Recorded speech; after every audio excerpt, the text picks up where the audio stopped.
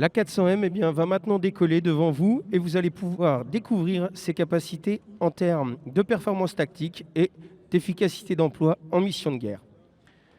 La démonstration commence par un décollage spécifique zone de menace.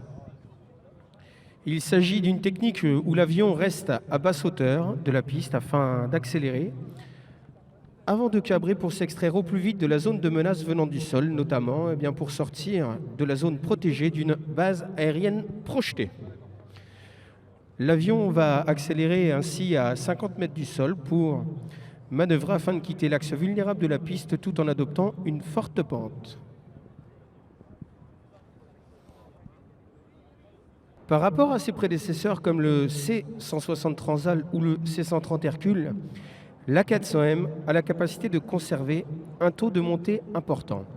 Cela lui permet ainsi de mettre son équipage et son chargement plus vite à l'abri de la menace, tout en conservant une grande manœuvrabilité indispensable pour effectuer un éventuel évitement de tir ennemi.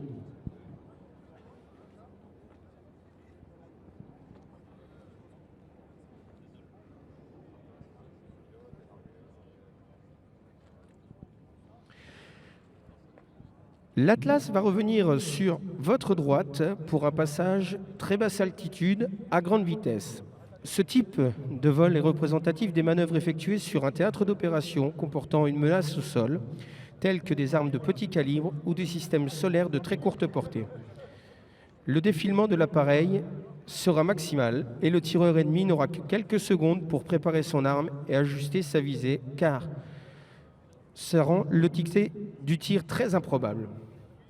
De plus, cette technique de vol permet de passer sous la couverture de radar ennemi et ainsi d'éviter le décollage de chasseurs d'interception. L'Atlas est aujourd'hui piloté par deux instructeurs de la 61e escadre de transport de la base aérienne 123 d'Orléans-Brissy. À bord également, un loadmaster est responsable du chargement de la soute et de la sécurité à bord. À présent, l'Atlas est de retour pour un passage basse vitesse en configuration approche. Il utilise une plage de vitesse d'approche similaire voire inférieure à celle d'un C-130 Hercule alors que sa masse est jusqu'à 2 fois plus élevée. Comme vous allez le voir, l'avion est complètement protégé du décrochage lors d'une manœuvre d'évitement de la menace à basse vitesse, ce qui pourrait avoir lieu lors d'une approche ou d'un posé d'assaut.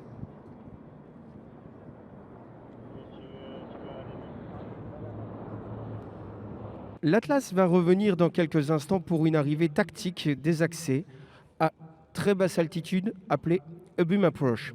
Il s'agit d'une arrivée perpendiculaire à la piste à très basse hauteur et à très grande vitesse. La trajectoire évite ainsi l'utilisation des axes finals habituels qui sont des lieux privilégiés des embuscades.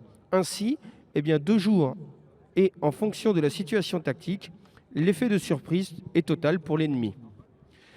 L'approche est généralement suivie d'un posé standard afin de ravitailler les troupes au sol jusqu'à 25 tonnes de matériel ou alors un posé d'assaut pour un débarquement de troupes de combat ou de véhicules armés.